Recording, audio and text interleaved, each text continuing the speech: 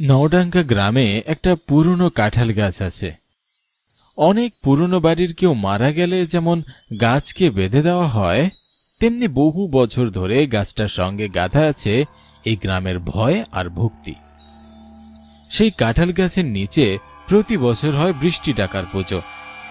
তাদের বিশ্বাস, পুজো করার পরেই ঝড় বৃষ্টি শুরু হয়।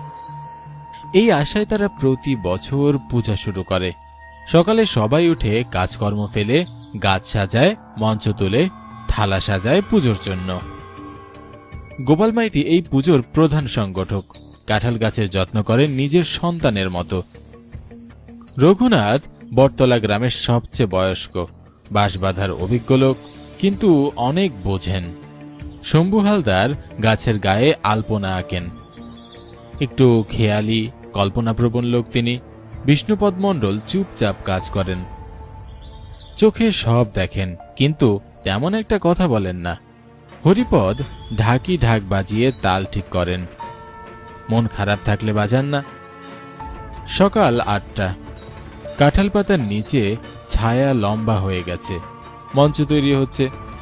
গাছের গায়ে সাদা আলপনা, ঢাকের তালে একরকম ঘোর লেগে আসছে। সকলে আজ কাজেই আনন্দিত। এবার মঞ্চটা জোরদার হয়েছে রঘুনাথ, তোর বাঁশ বাঁধার হাটটা আজও পুরনো হয় না রে। গাছটার ছায়া আজ বেশি বড় হয়ে গেছে, আগের বাড়িটা একটু বেশি। তালের ভিতর কেমন যেন একটা অন্যরকম আওয়াজ শুনছো না? আলপনা আঁকতে গিয়ে দেখি রংটা বারবার ঘোলা হয়ে যাচ্ছে, যেন গাছ নিজেই ঠিক করতে চাইছে কি আঁকা হবে। ওর নাম লিলুপাল। গ্রামে অনেকেই ভুলে গেছে এই নাম, তবু সে এসেছিল পায়ে ধুলো নিয়ে। গাছের দিকে তাকিয়ে বলেছিল, আমি এই পুজোয় অংশ নিতে এসেছি। এই গাছটা আমি চিনি, আমি এই গ্রামে থাকতাম অনেকদিন আগে, এই পুজো আমিও করতাম। তুই তো বহুকাল আগেই চলে গেছিলি রে, তোর খবর কেউ জানে না। তুই এলি কোত্থেকে? হেঁটে এলাম, গাছ রাখছিল, থালাগুলোও চেনে আমাকে।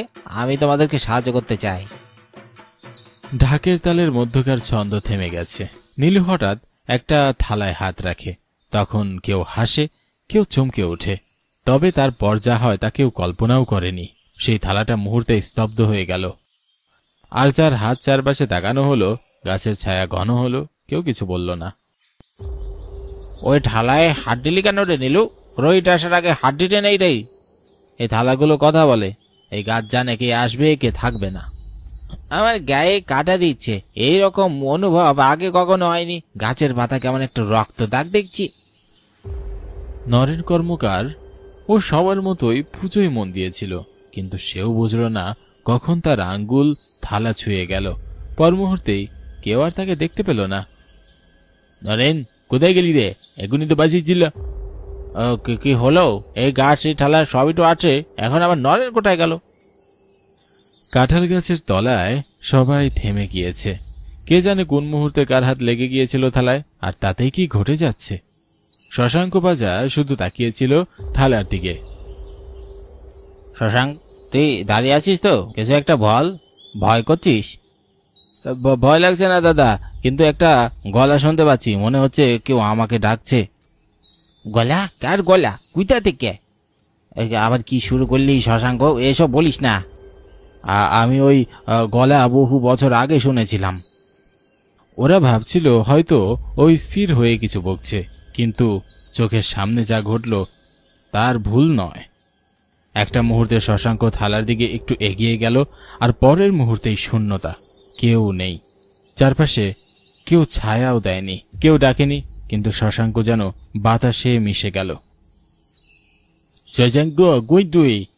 ও তো এখানেই ছিল। এত বড় মানুষ চোখের সামনে থেকে উড়া হলো কি করে? এটা পূজা না, এটা পাপ। এই গাছের তলায় পা রাখা মানে আত্মা ছেড়ে দেওয়া। দুইজন হারিয়ে গেছে, তারা ফিরে আসেনি। কেউ কিছু বোঝেনি। এবার গোধূলি নামছে, হাওয়া বন্ধ, পাতাও নড়ছে না। সবার চোখে শুধু একটা প্রশ্ন, পরেরটা কি? আমি আর বাঁচছি না, আমার ঢাক যেন কাঁপছে। আমাদের বাড়ি যাওয়া উচিত, এই গাছের কাছ থেকে দূরে থাকা উচিত। আমরা যাদের হারালাম ওরা কি বাঁচবে নাকি সব শেষ? সব শেষ হবে না দাদা, এই গাছ শুধু নিতে জানে, ফেরাতে জানে না। ঠিক তখনই হঠাৎ একটা ঝাপটা হাওয়া আসে। পাতার শব্দ হয় না, শুধু একটা গন্ধ, যেন ভিজে কাপড় আর ধোয়ার গন্ধ। ঠিক তখনই গাছের দিকে তাকিয়ে হরিপদ ঢাকি চিৎকার করে ওঠে, ওই দেখো, ওই দেখো, এই গাছে কিছু ঝুলছে। ওরে বাবা, একটু শশাঙ্ক, চলে বেলাই, হে গাছ আমাদের খেয়ে ফেলবে। শশাঙ্ক আর নেই, তাকে নামানোর সাহসও কারো নেই। গোপাল মাইতি একবার তাকালেন গাছের দিকে, তারপর চারপাশে।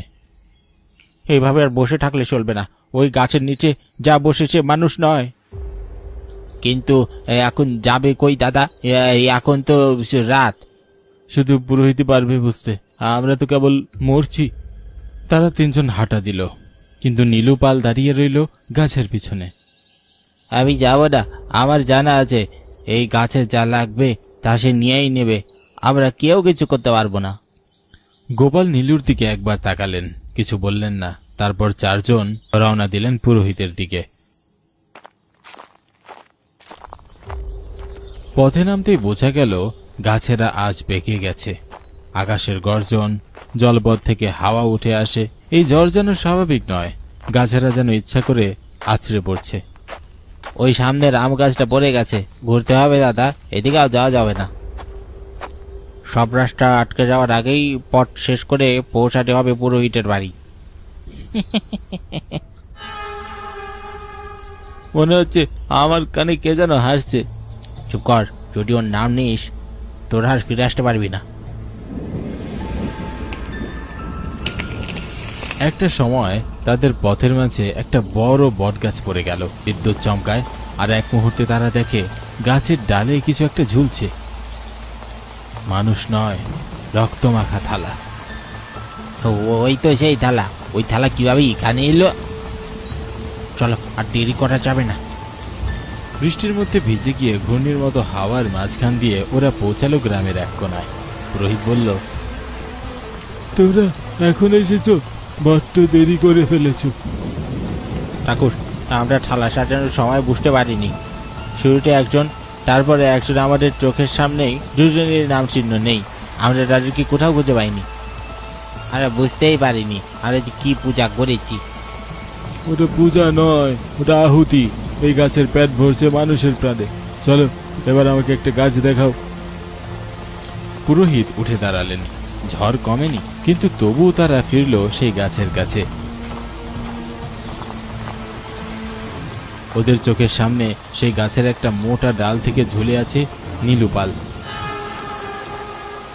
তার গলায় পেঁচানো একটা মোটা গামছা, মুখে রক্ত জমে আছে, সাদা চোখে তাকিয়ে আছে মাটির দিকে। ওই নীলু তো এখানে ছিল না, ও তো আমাদের সঙ্গে যায়নি।